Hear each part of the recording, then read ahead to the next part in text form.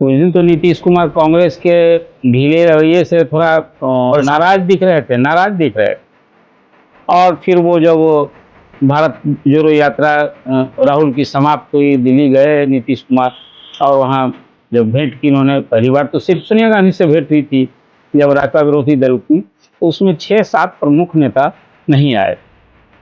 तो इसका मतलब है कि जो दल साथ आएंगे, अभी तक जो मुझे लगता है, जो आकलन है कि जिन दलों ने इस भाजपा विरोधी दलों की बैठक की है, तो उसके हिसाब से 300 ऐसी लोकसभा की सीटें होंगी जहां कांग्रेस को समझौता करना पड़ेगा।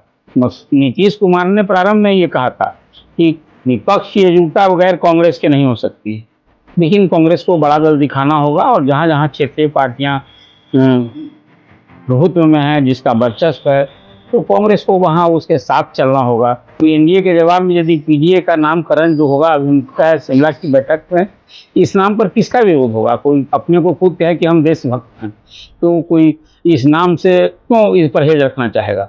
इसलिए मुझे लगता है कि यदि ये नाम वामदल के ही सही आए तो वामदल कांग्रेस के साथ हैं। अब बिहार में तो आप देख रहे हैं कि राष्ट्रीय स्तर पर जो राजनीति हो रही है, साथ हैं। इसलिए एनडीए के जवाब में यदि पीडीआर नाम होगा, मुझे लगता है एक्सेप्टेबल होगा, शिमला की बैठक के नाम लोग स्वीकार कर सकते हैं। नमस्कार, आप देख रहे हैं 4 PM बिहार और मैं हूं अभिषेक मिश्रा। देखिए, इस वक्त हमारे साथ बिहार के वरिष्ठ पत्रकार अरुण पांडे सर हैं। वैसे तो बिहार के उन पत्रकारों में से ये वरिष्ठ पत्रकार इस वक्त राजनीति से जुड़े कई सवाल है तलाशे जाने जरूरी है, के लिए पांडे सर के साथ हम और आप कि आपने वक्त दिया। सबसे जाहिर दर्शक भी आना चाहेंगे और सबके जहन में यह सवाल है कि विपक्षी कई राज्यों के मुख्यमंत्री, विपक्ष के बड़े बड़े नेता शामिल हुए, शिमला में भी बैठक होनी है। इस बैठक से क्या निकला? इस बैठक का कोई फायदा हुआ, कोई नुकसान हुआ? क्या निकला इस बैठक से? ये भी लोकसभा चुनाव होने हैं 2024 में, और उसके पहले बिहार में पिछले वर्ष अगस्त में एक राजनीतिक घटनाक्रम हुआ। बिहार में राजग की सरकार थी और नीतीश कुमार से एक भाजपा से संबंध यूं ही बिगड़ा और भाजपा को सत्ता से बाहर करके नीतीश कुमार ने राजद से, कांग्रेस से नई दोस्ती की, सरकार बनाई, वाम दलों का बाहर से समर्थन लिया और बिहार में नन बीजेपी मतलब भाजपा विरोधी दलों की एकजुटता का एक सफल प्रयोग आप कहेंगे नीतीश कुमार ने किया और भाजपा विपक्ष में अकेली पार्टी थी। अभी उसी समय आपको याद होगा कि नीतीश कुमार ने ये कहा था कि इसी तरह की विपक्षी एकता का विस्तार हम देश में करेंगे, सभी भाजपा विरोधी दलों को एकजुट करेंगे। और जब ये प्रयास यदि सफल होता है तो उन्होंने उम्मीद जब आई थी, दावा किया था कि भाजपा 100 सीट में सिमट जाएगी। लोगों को उनकी ये बात बहुत लंबी चौड़ी दिखी थी और लगता था कि मुमकिन नहीं है, लेकिन नीतीश कुमार ने पहल की, भाजपा विरोधी दलों को एकजुट करने की। आपको याद होगा एक एक कर कई राज्यों में गए, मुख्यमंत्रियों से भेंट की, पार्टी के अध्यक्ष से भेंट की और कुछ वो और जल्दी चाहते थे। उस दिन तो नीतीश कुमार कांग्रेस के ढीले रवैये से थोड़ा नाराज दिख रहे थे और फिर वो जब भारत जोड़ो यात्रा राहुल की समाप्त हुई, दिल्ली गए नीतीश कुमार और वहाँ जब भेंट की उन्होंने, पहली बार तो सिर्फ सोनिया गांधी से भेंट हुई थी जब राहुल भारत जोड़ो यात्रा पर, दूसरी बार जब गए तो भेंट हुई तो कांग्रेस की ओर से कहा गया कि विपक्ष की एकजुटता तो हमें भी परहेज नहीं है, आप इस दिशा में आगे बढ़िए। और कांग्रेस के इसी ब्रीफ को लेकर के आप कहेंगे कि नीतीश कुमार ने पहल की और ये बैठक तो पहले तय हुआ था।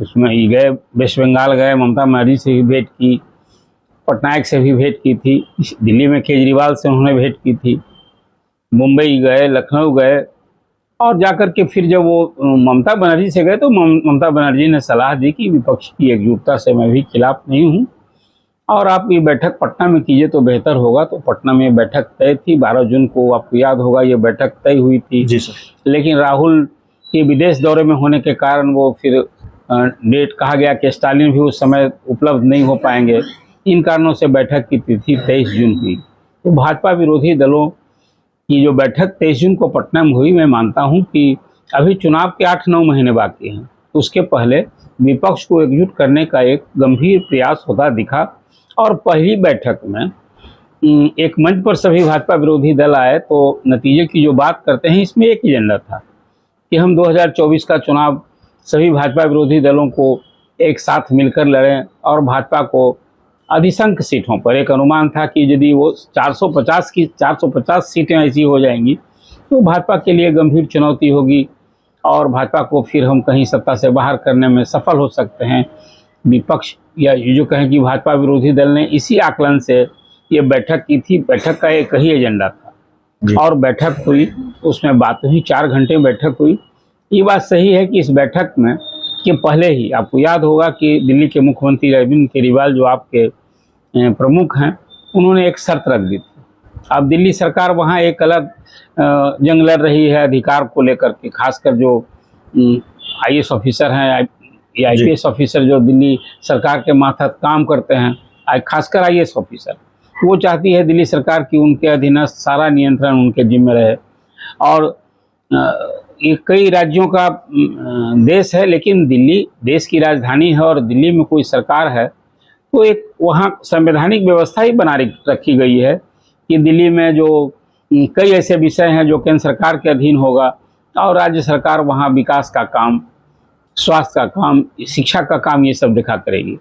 अब वो अध्यादेश के खिलाफ अरविंद केजरीवाल चाहते थे कि कांग्रेस उन्हें समर्थन दे, पहले ही बताए कि राज्यसभा में जब वो बिल आएगा तो उसमें सपोर्ट करे। आपको याद होगा कि कांग्रेस के 35 राज्यसभा सदस्य हैं। कांग्रेस भी इसमें इस मुद्दे पर द्वंद्व में फंसी है, इसलिए कि दिल्ली की कांग्रेस और पंजाब की कांग्रेस अरविंद केजरीवाल को तो वो लोग प्लेग मान रहे हैं और कहते हैं कि यदि अरविंद केजरीवाल से कांग्रेस की किसी स्तर पर दोस्ती हुई तो कांग्रेस पूरी तरह समझ जाएगी। अजय माकन तो बिल्कुल वहाँ उन्होंने मोर्चा ही खोल रखा है, वैसे ही जैसे वेस्ट बंगाल में अधीर रंजन चौधरी रोज आप जितना वो हमलावर होते हैं ममता बनर्जी का, इन दोनों नेताओं के बयान से नहीं दिखता है कि कहीं कि आपसे दिल्ली में कांग्रेस की दोस्ती होगी और वेस्ट बंगाल में TMC की कांग्रेस से दोस्ती होगी।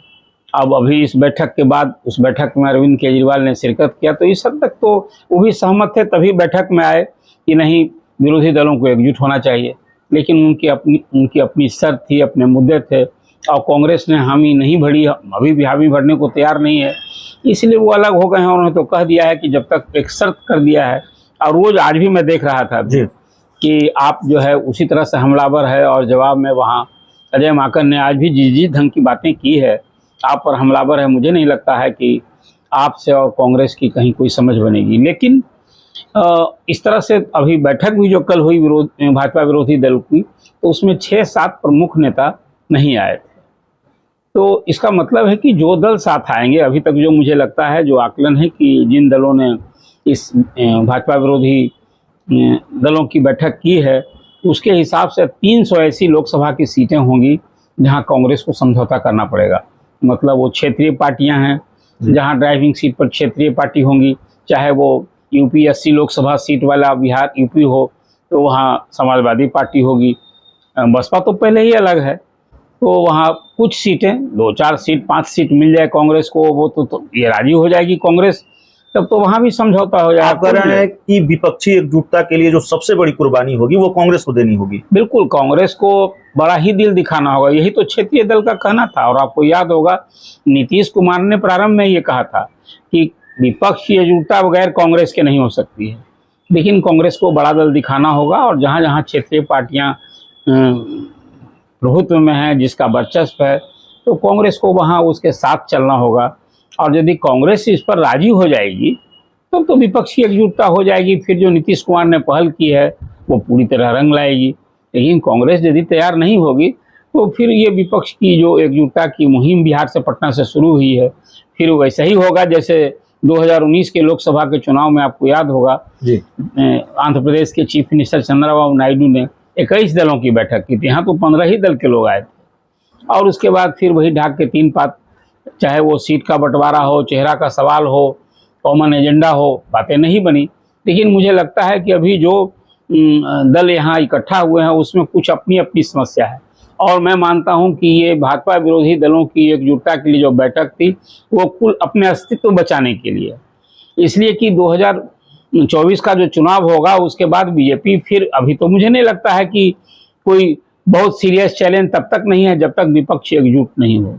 तो इसलिए मैं मानता हूं अभी कि इसमें अधिसंख्य पार्टियों के नेता तो ईडी, सीबीआई और इनकम टैक्स के जांच घेरे में हैं, तो एक उनकी खुद उससे बचने की लड़ाई हो रही है, जैसा भाजपा भी हमला बोल रही है। और इसमें जो पार्टियां शिरकत की हों, 10 पार्टियां तो ऐसी है जो सचमुच वंशवादी और परिवारवादी पार्टी है। तो एक खुद की ऐसी छवि है, लेकिन फिर भी कुल मिला जुला करके इन पार्टियों का जिन राज्यों में प्रभुत्व है, वर्चस्व है, यदि कांग्रेस समझौता करने को तैयार हो जाएगी, अपनी कुर्बानी देने को तैयार हो जाएगी, बलिदान देने को तैयार हो जाएगी, तो विपक्ष की एकजुटता का ये प्रयास कुछ हद तक मुझे लगता है प्रभावकारी होगा।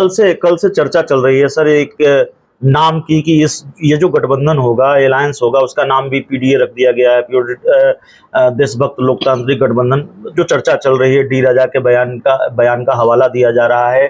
पहले से एक यूपीए है, क्या कांग्रेस को ये मंजूर होगा नाम बदल दिया जाए विपक्षी गठबंधन का? नहीं, ये वो विपक्ष का गठबंधन का भी तो कोई नाम नहीं था। एक नाम था कि हम लोग ने, मीडिया के लोग ने भी उसको यूपीए नाम दिया था, लेकिन अब उसमें वामदल के खासकर डी राजा ने एक सुझाया है। और राहुल जिस ढंग की बात करते हैं कि वो लोकतंत्र बचाने के लिए, संविधान बचाने के लिए उनकी लड़ाई हो रही है, और यदि कोई अपने किसी संगठन में देशभक्त नाम देता है तो किसे परहेज होगा। अब एनडीए के जवाब में यदि पीडीए का नामकरण जो होगा अभिमुखता है शिमला की बैठक में, इस नाम पर किसका विरोध होगा? कोई अपने को खुद कहे कि हम देशभक्त हैं, तो कोई इस नाम से क्यों इस परहेज रखना चाहेगा? इसलिए मुझे लगता है कि यदि ये नाम वामदल के ही सही आए तो वामदल कांग्रेस के साथ हैं। अब बिहार में तो आप देख रहे हैं कि राष्ट्रीय स्तर पर जो राजनीति हो रही है साथ हैं, इसलिए एनडीए के जवाब में यदि पीडीआर नाम होगा तो मुझे लगता है एक्सेप्टेबल होगा। शिमला की बैठक ये नाम लोग स्वीकार कर सकते हैं।